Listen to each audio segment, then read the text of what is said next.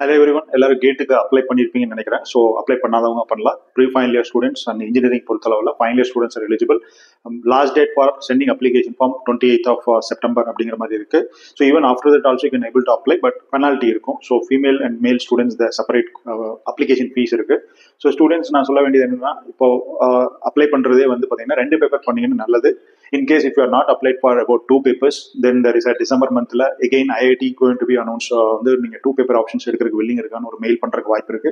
So அந்த மாதிரி டைம்ல நீங்க பண்ணலாம். ஸோ 2 papers எடுக்கிறதுனுடைய யூஸ் என்ன வந்து பாத்தீங்கன்னா, without preparation you are going to write another paper. So for example syllabus coincide ஆயிருக்கக்கூடிய டைம்ல வந்து நீங்க இன்னொரு பேப்பர் எடுத்து எழுதுறதுனால அந்த பேப்பர்ல கூட without extra preparation possibly you can get qualify அப்படிங்கிறத சொல்லிக்கிறேன்.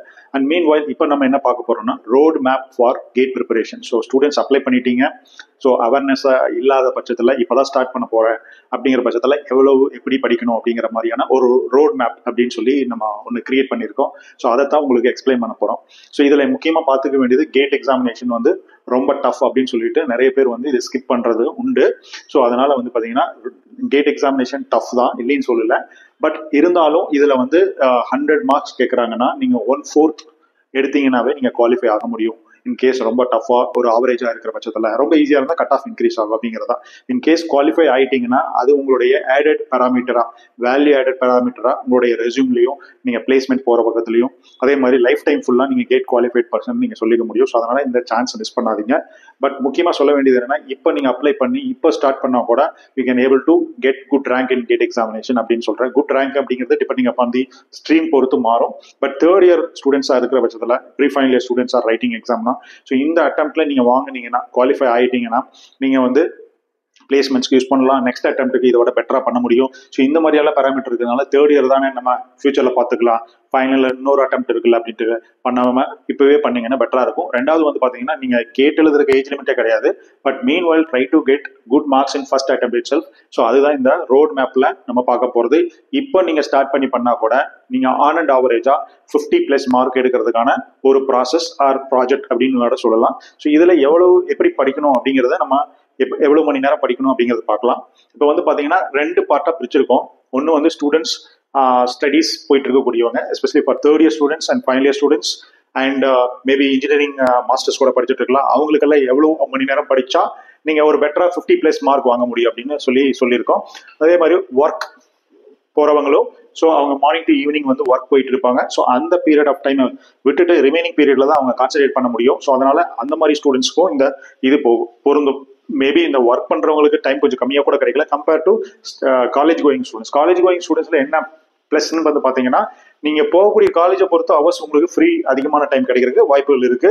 So compare to working employees அப்படின்னு சொல்லலாம். ஸோ பட் ஒர்க்கிங் எம்ப்ளாயிஸ் சீரியஸா இருப்பாங்க. அவங்க வந்து பாத்தீங்கன்னா, ஸோ ஈவன் வந்து ஸ்டடீஸ் பண்ணிட்டு இருக்கக்கூடியவங்க ஒரு 4 hours படிச்சாங்கன்னா, ஒர்க்கிங் எம்ப்ளாயிஸ் பாசிபிலி 2-3 hours படிச்சாலே நீங்க பெட்டரான மார்க் அண்ட் ரேங்க் வாங்க முடியும் அப்படிங்கறத ஈக்குவலண்டா பார்த்துருக்கோம். ஸோ இதுல இன்னொரு கேட்டகரி வந்து ஃபுல் டைமா ப்ரிப்பேர் பண்றாங்க. டிகிரி கம்ப்ளீட் பண்ணிட்டு, ஸோ நான் இது வந்து I am going to dedicate for my preparation and over the period of time நம்ம வந்து டில் எக்ஸாம் வரைக்கும் நான் இதுக்கு மட்டும் தான் டெடிகேட் பண்றேன், வேற எந்த ஒரு கான்சன்ட்ரேஷன் இல்லை அப்படிங்கிற மாதிரியான கேண்டிடேட்ஸ்க்கான ஒரு ரோட் மேப் கொடுத்துருக்கோம்.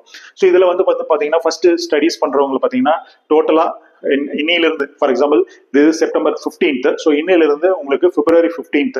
So first week of February and second week of February இருக்கு. ஸோ இதுல இருந்து ஆல்மோஸ்ட் வந்து ஒரு 150 days இருக்கு. So 150 days 4 months period of time. இதெல்லாம் 135 days போட்டேன். ஸோ ஆன் அண்ட் ஆவரேஜா 135 days உங்களுக்கு கிடைக்கிறதுக்கு வாய்ப்புகள் இருக்கு. Maybe first week or maybe second week of February அப்படிங்கிறத பொறுத்து உங்களுக்கு மாறுது. ஸோ 135 daysல நீங்க வந்து 600 hours பிளான் பண்ணணும். ஸோ 600 hours டோட்டல் ப்ரிப்பரேஷனா நீங்க பிளான் பண்ணணும்.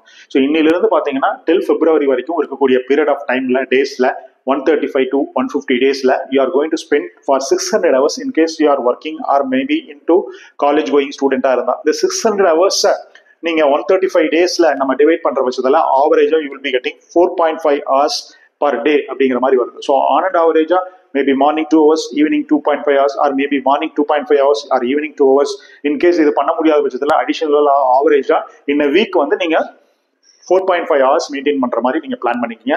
ஸோ இந்த 600 hours பிளான் அப்படிங்கறது வந்து நீங்க ஒரு நோட்ல எழுதிட்டு ஓவர் தி பீரியட் என்ன படிச்சீங்கன்னு ஒரு ட்ராக் கொண்டு போனீங்கன்னா தான் முடியும். ஸோ அட் தி எண்ட் வந்து பாத்தீங்கன்னா நீங்க வந்து ஃபைனலா படிச்சுக்கலாம்னு சொன்னா அப்போ வந்து டைம் பத்தாது.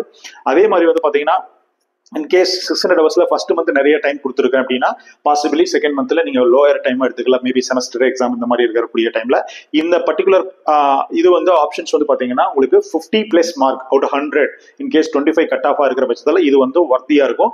இன் கேஸ் நீங்க ரொம்ப ஸ்லோ லேர்னர் அப்படின்னாக்கா 40+ மார்க் வாங்குறதுக்கான வாய்ப்புகள் இருக்கு இந்த நம்பர் ஆஃப் ஹவர்ஸ் ப்ரிப்பேர் பண்ற பட்சத்தில். ஸோ அதே மாதிரி வந்து பாத்தீங்கன்னா ஃபுல் டைம் ப்ரிப்பேர் பண்ணக்கூடிய ஸ்டூடெண்ட்ஸ் வந்து பார்ப்போம். ஃபுல் டைம் ப்ரிப்பேர் பண்றாங்க அப்படிங்கிற பட்சத்தில் அவங்களுக்கு ஃபுல் டே ஃப்ரீயா தான் இருக்கும். ஸோ அதனால வந்து அவங்களுக்கு வந்து 1000 hours target of which fix பண்ணிருக்கோம். This is what the target for the students who are preparing for the full time. So 1000 hours la 135 days to 150 days நம்ம கால்குலேட் பண்ணோம்னா average you will get 7.5 hours, maybe 8 hours அப்படின்னு கூட வச்சுக்கலாம். Maybe morning 2 hours, afternoon or maybe evening 2 hours அந்த மாதிரி split அப் பண்ணலாம். So இந்த மாதிரி பண்றதுனால உங்களுக்கு ஒரு 8 hours in a day.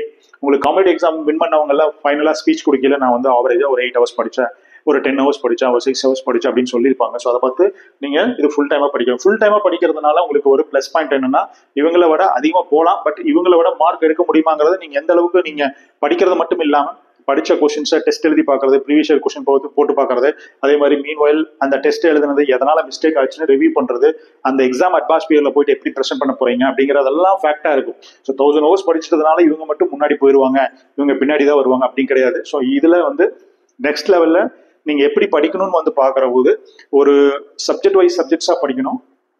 All subject 5 subjects 10 subjects இருக்குன்னா 10 subjects parallel படிக்க வேண்டிய அவசியம் இல்லை.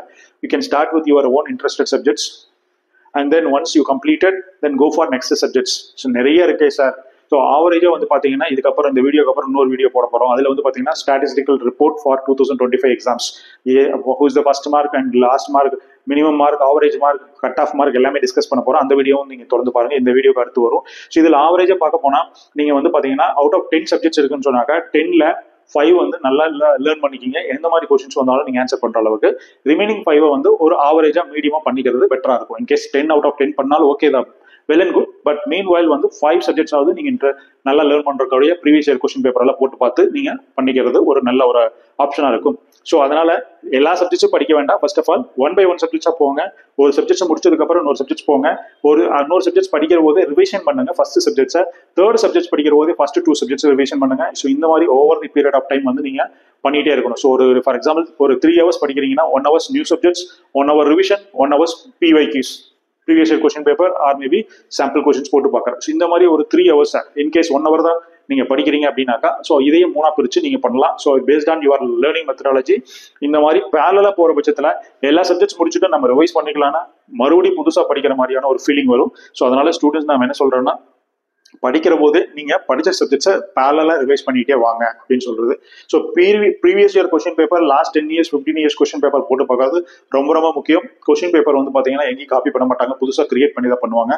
ஸோ அந்த மாதிரி பட்சத்துல நீங்க ஆல்ரெடி PYQs நிறைய போட்டு பார்த்தீங்கன்னா தான் புதுசா கேட்கக்கூடிய கொஸ்டின்ஸ்ல நீங்க இருக்க முடியும். அதே மாதிரி ஒரு டெஸ்ட் பேப்பர் போட்டு பார்த்தீங்கன்னா அது எதனால தப்பாச்சு, எதனால மிஸ்டேக் ஆச்சு, எதனால நெகட்டிவ் ஆச்சு அப்படின்னு நீங்க அனலைஸ் பண்ணாத பட்சத்துல நீங்க டெஃபினட்டா you will not get good marks in CAT exam. அதையும் சொல்லிக்கிறேன். ஸோ ப்ராக்டிஸ் கன்சிஸ்டண்டா பண்ணீங்கன்னா டெஃபினட்டா பாசிபிள் இருக்கு. Don't lose your confident. அதே மாதிரி டைம் கம்மியா இருக்குங்கிற மைண்ட் செட்டும் வேண்டியதில்லை. நிறைய பேர் 1 year படிப்பாங்க, 2 year படிப்பாங்க, அவங்க குவாலிஃபை ஆக மாட்டாங்க. என்னோட எக்ஸ்பீரியன்ஸ்ல ஜஸ்ட் வந்து பாத்தீங்கன்னா ஒரு 3-4 months படிப்பாங்க, 2 months படிப்பாங்க. ஸோ அவங்க படிக்கக்கூடிய எஃபோர்ட்டுக்கு தகுந்த மாதிரி அவங்களுடைய ரேங்க் வந்து பாசிபிளா இருக்கும். So use this options, make it as 600 hours or 1000 hours as your target. And every week வந்து அனலைஸ் பண்ணுங்க எவ்வளவு ஹவர்ஸ் நீங்க க்ளோஸ் பண்ணிருக்கேன்னு சொல்லிட்டு இந்த மாதிரி கன்சிஸ்டன்டா ப்ரிப்பேர் பண்ண டெஃபினட்டா பாசிபிள் இருக்கு. Wish you all the best. Thank you.